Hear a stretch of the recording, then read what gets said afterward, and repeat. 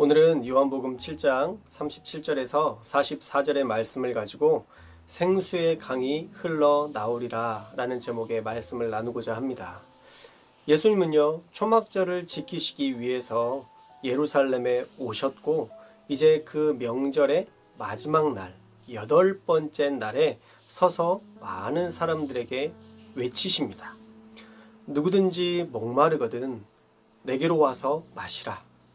나를 믿는 자는 성경의 이름같이 그 배에서 생수의 강이 흘러나오리라 말씀하셨습니다. 이 명절에 웬 뜬금없는 가르치심인가 생각할 수 있지만 명절의 끝날은 7일간의 초막절기가 끝나고 8일째 성회로 모이는 날을 말씀하는 것입니다. 명절의 끝날, 곧 큰 날이라고 37절에 말씀하고 있죠. 초막절의 절기는요, BC 200년경부터 AD 70년 성전이 로마에 의해 파괴되기 전까지 지켜졌습니다. 초막절을 지켰던 의미는 적절한 때에 비와 또 풍성한 은혜를 주신 하나님의 놀라운 은혜를 기억하는 절기입니다. 그런데 이 초막절에 7일 동안 행했던 의식이 있는데 그 의식은 매일 제사장이 한 사람이 이끄는 행렬로 새벽녘 실로암 물가에 나와서 황금 주전자에 물을 가득 떠서 성전으로 돌아가서는 그 물을 제단 서편 굴뚝에 붓고 찬양되는 할렐루야 찬송을 부르는 경관이 펼쳐졌습니다.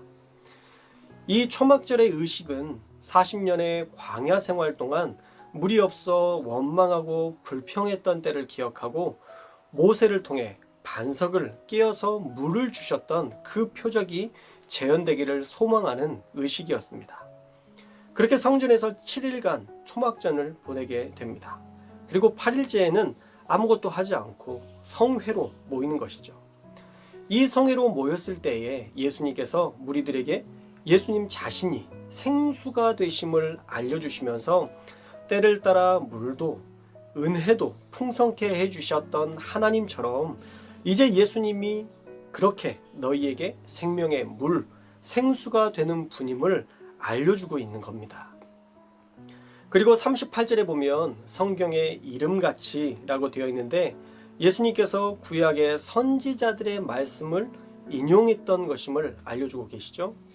성경에 어떻게 말씀되어 있느냐, 스가랴 14장 8절에 보면 그날의 생수가 예루살렘에서 솟아나서 라고 말씀합니다. 예수님이 예루살렘에서 구원자로 생수가 되시겠다라고 외치시던 그 외침과 정확히 일치하고 있는 거죠. 그리고 에스겔서 47장 9절에서도 이 강물이 이르는 곳마다 번성하는 모든 생물이 살고 라고 말씀하십니다. 이 강물이 이르는 곳, 즉 예수 그리스도께서 임하실 때에 모든 생물이 살아날 것이다. 모든 자들이 구원받을 것이다 라는 말씀의 의미인 것이죠. 이스라엘 사람들은 생수에 대한 스가랴와 에스겔의 말씀을 이미 알고 있었기 때문에 예수님께서 하신 이 말씀이 무엇을 의미하는지 분명히 알았을 것입니다. 38절의 생수의 강은 생수가 흐르는 많은 양의 물을 가리키는데 이것은 후에 일어날 성령 강림을 가리키는 말씀입니다. 사도행전 2장에서 성취되는 성령 충만을 39절 말씀을 통해 미리 예고해 주고 계시는 것이죠. 그리고 39절 말씀에 보면 이는 그를 믿는 자들이 받을 성령을 가르쳐 말씀하시는 것이라 친절하게 설명해 주고 있습니다. 예수님께서 아직 영광을 받지 않으셨기 때문에 성령이 아직 그들에게 계시지 않았다. 즉 십자가를 지시기 전이었기 때문에 오순절 성령 사건은 아직 일어나지 않았다라고 구체적으로 설명해주고 있는 것입니다. 이렇게 구약의 예언의 말씀을 증거로 말씀을 전하시는 예수님의 말씀에 그 누구도 아니다라고 할 수 없었을 것이고 또한 초막절의 의미를 알고 있던 무리들은 그 말씀에 감동으로 채워지는 놀라운 역사의 시간이었을 것입니다. 그래서 40절부터 보면 무리들이 예수님에 대해 이 사람이 참으로 그 선지자다 라고 말씀하며 또 어떤 이들은 그리스도로 또 메시아로 고백하는 사람들도 많았습니다. 그런데 안타깝게도 반대로 갈릴리에서 그리스도가 나올 수 있느냐라는 부정적인 시각을 가지고 이야기하는 사람들도 있었다는 것이죠. 갈릴리 시골에서 예루살렘에 방문하신 예수님, 그들은 그것이 마음에 걸림이 되었다는 거죠.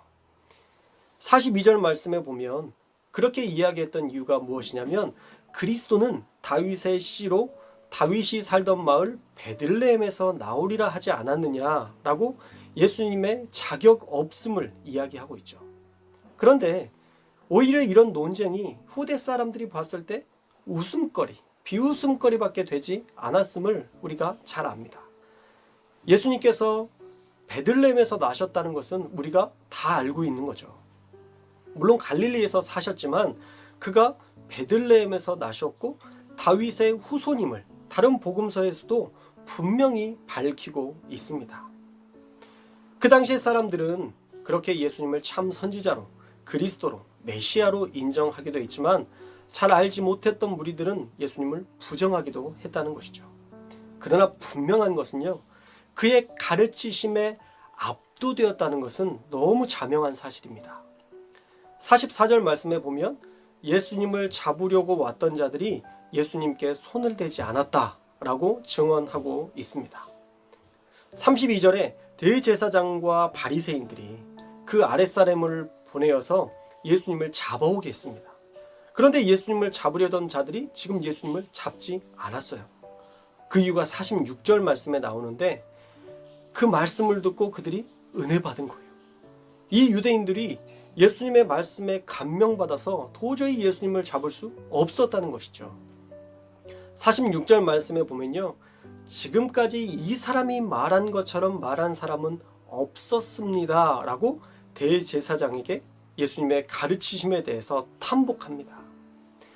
그 가르치심이 얼마나 위대하고 그 위대한 말씀에 얼마나 압도되었는지 대제사장의 명령이었지만 메시아의 가르침에 탐복하며 예수님을 잡기를 포기했다는 것이죠. 오늘 말씀을 통해 우리에게 주시는 은혜는 무엇일까? 저는 저와 여러분이 예수님에 대한 분명한 믿음과 또 정체성을 가져야 한다라는 생각을 해보게 됐습니다. 예수님은 여러분들에게 어떤 분이십니까? 미래의 삶을 알려주시는 선지자이십니까? 아니면 우리의 삶에 간혹 도움을 주시는 수호신입니까? 그것도 아니면 우리에게 좋은 교훈을 주시는 선생님 정도, 그 정도 되는 분이십니까? 무리들처럼 선지자 정도로 좋은 교훈을 주시는 선생님 정도로 또 어려운 일을 당할 때 도와주시는 수호신 정도로 우리가 예수님을 이해해서는 안 되고요. 우리의 삶의 주인으로, 우리에게 영생을 선물로 주시는 구원자로 인정하며 우리 예수님을 닮아 살려는 몸부림으로 사는 저와 여러분이 되어야 할 줄 믿습니다. 그럴 때에 생수가 되시는 주님이 우리에게 어떤 분인지, 어떻게 역사하시는지 우리가 분명히 알게 될 것입니다. 누구든지 목마르면 이 목마름은 육체적인 목마름이 아니라 구원에 관련된 영적 갈급함을 말씀하는 것인데, 우리가 영혼에 대한 갈급함을 가지고 있을 때 어디로 가야 해결되느냐? 바로 예수님께 나아와야만 해결될 수 있다는 것이죠. 성경에는요, 태초의 시작에 대한 답과 종말에 대한 미래의 예언까지 모든 말씀이 다 기록되어 있는데, 시작과 끝을 분명하게 기록하고 있는 성경, 알파와 오메가, 처음과 나중 되시는 주님께 나오는 그때에 우리의 영적인 갈급함이 온전히 해결될 수 있는 유일한 길이다라는 것입니다. 둘째로 그 예수님을 우리가 믿으면요, 그 배에서 생수의 강이 흘러나온다 말씀하십니다. 이 생수의 강이라는 것은요, 성령을 가리키는 것입니다. 그 배에서 사람 안에 내주하시는 성령님이 넘치도록 나타나셔서 진리 안에서 살아갈 힘과 용기와 성령, 파라클레토스, 우리를 곁에 두고 돌보시며 함께 하시는 역사를 우리가 경험할 수 있게 하신다는 거예요. 사랑하는 여러분, 예수님은 여러분에게 어떤 분이십니까? 왜 예수님이 여러분을 위해 모든 값을 치르셨는데 여러분은 그 모든 은혜를 누리지 못하고 살고 계십니까? 예수님이 문제일까요? 절대 그렇지 않습니다. 예수님은 우리가 죄인 되었을 때에 우리를 위해서 죽으심으로 우리를 향한 사랑을 확실한 증거로 보여주셨습니다. 자신의 죽으심으로 우리의 모든 값을 다 치러주신 것입니다. 그러면 누구의 문제인가요? 네, 우리들의 문제인 것이죠. 우리의 믿음이 부족한 것이죠. 우리의 하나님을 향한 온전한 고백이 부족했던 것입니다. 우리의 의심이 믿음의 역사를 보지 못하게 만들었던 것이죠. 사랑하는 여러분, 예수님의 죽으심과 부활, 그리고 우리에게 생명이 되시고 영원한 생명을 주시는 역사를 분명하게 경험하기 위해서는 우리의 고백이 분명해야 되고 우리의 믿음이 분명해야 할 줄 믿습니다. 그래야 영적인 갈급함이 채워지고 성령과 동행함으로 풍성한 은혜도 누릴 수 있는 것입니다. 사랑하는 우리 성도님들이 영원한 생수가 되시는 우리 주님을 기억하면서 성령으로 우리와 함께 하시는 그 생수의 강이 흘러 날마다 차고 넘치는 은혜로 살아가는 우리 모든 성도님들이 꼭 될 수 있기를 주님의 이름으로 축원합니다. 기도하겠습니다. 우리의 생수가 되시는 주님, 당신께서 우리의 목마름과 갈급함을 채워주시는 유일한 분인 줄 믿습니다. 막연하게 예수님을 믿지 말고 교훈을 주시는 선생님이나 문제가 있을 때 해결해 주시는 수호신으로 예수님을 믿는 것이 아니라 우리의 모든 것을 완전히 해결해 주시는 생수가 되시는 주님이심을 기억하며 모든 일에 주님과 동행하고 주님을 의지함으로 성령의 역사를 날마다 누리는 우리 모든 성도들 되게 하여 주옵소서. 성령의 충만함으로 우리를 인도하시사 생수의 강물이 넘치듯 흘러나는 오늘 하루를 살게 하옵소서. 거룩하신 예수님의 이름으로 기도합니다. 아멘.